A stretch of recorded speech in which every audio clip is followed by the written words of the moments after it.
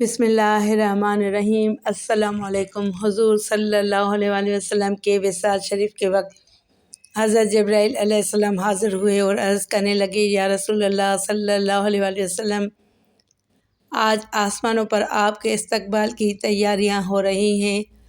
اللہ نے جہنم کے داروغہ کو حکم دیا ہے کہ میرے حبیب کی روح مطہرہ آسمانوں پر تشریف لا رہی ہے۔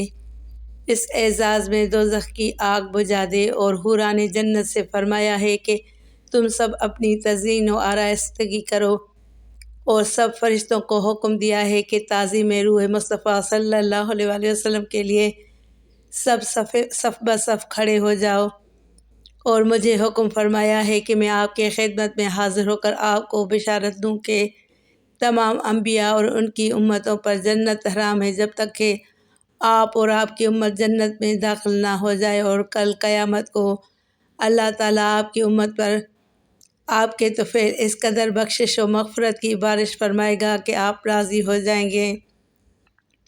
حضرت علی رضی اللہ تعالیٰ عنہ فرماتے ہیں، جب ہم رسول اللہ صلی اللہ علیہ وآلہ وسلم کے دفن مبارک سے فارغ ہوئے تو 3 روز کے بعد ایک اعرابی قبر انور پر حاضر ہوا، اور قبر انور کے سامنے گر کر قبر انور کی خاک اپنے سر پر ڈالنے لگا، اور پھر کہنے لگا، یا رسول اللہ صلی اللہ علیہ وآلہ وسلم، جو کچھ آپ نے فرمایا ہم نے سنا، اور آپ کی زبانی ہم نے قرآن کی یہ آیت بھی سنی، جو لوگ اپنی جانوں پر ظلم کر بیٹھے وہ آپ کے پاس حاضر ہوں۔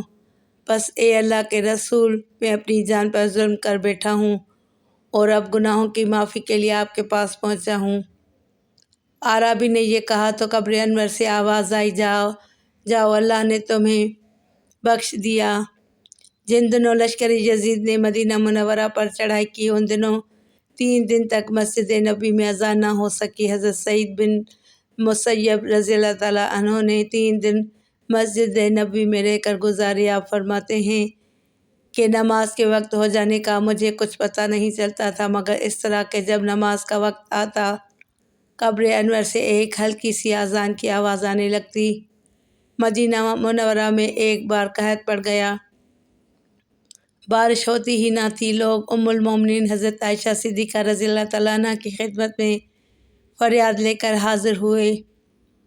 حضرت ام المومنین عائشہ صدیقہ رضی اللہ تعالیٰ عنہ نے فرمایا، حضور صلی اللہ علیہ وآلہ وسلم کی قبر انور پر سے چھت میں ایک سوراخ کر دو تاکہ آسمان اور قبر میں کوئی حجاب نہ رہے۔ چنانچہ لوگوں نے ایسا ہی کیا تو اس قدر بارش ہوئی کہ کھیتیاں ہری بھری ہو گئیں اور جانور موٹے ہو گئے۔